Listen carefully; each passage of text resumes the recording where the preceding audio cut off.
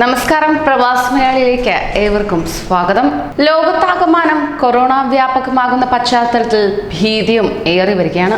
ഇത്തരമൊരു സാഹചര്യത്തിൽ പലവിധ കാരണങ്ങൾ കൊണ്ട് ഭയം മൂലം ആത്മഹത്യ ചെയ്യുന്നവർ കുറവൊന്നുമല്ല.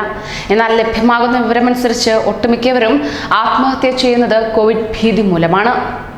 പലരും ചികിത്സ കിട്ടാതെ മരിക്കേണ്ടി വരുന്ന സാഹചര്യം കൂടി ഉരുവായിരിക്കുകയാണ്.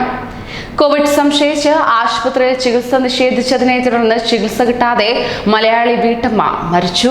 നവി മുംബൈ ഉൾവാർ നിവാസിയായ ആലപ്പുഴ അവലൂക്കുന്ന് കൈതവളപ്പിൽ ഗോപാൽ നിവാസിലെ വിമലയ്ക്കാണ് ദാരുണാന്ത്യം സംഭവിച്ചിരിക്കുന്നത്.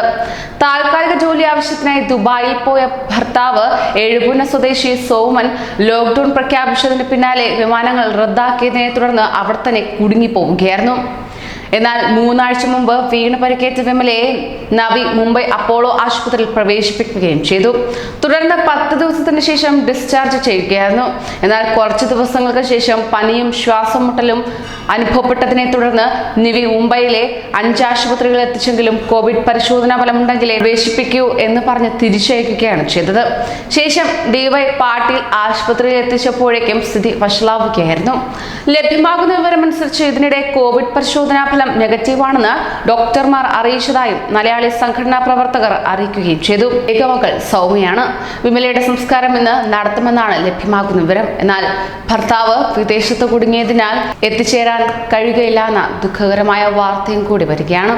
ഇത്തരത്തിൽ പ്രവാസികളേറെ അനുഭവിക്കുന്ന മനോവിഷമത്തിൽ ഒന്നുകൂടിയാവുന്നു ഈ ഒരു സംഭവം. കൂടുതൽ പ്രവാസി വാർത്തകൾക്കായി ഈ ചാനൽ സബ്സ്ക്രൈബ് ചെയ്യൂ.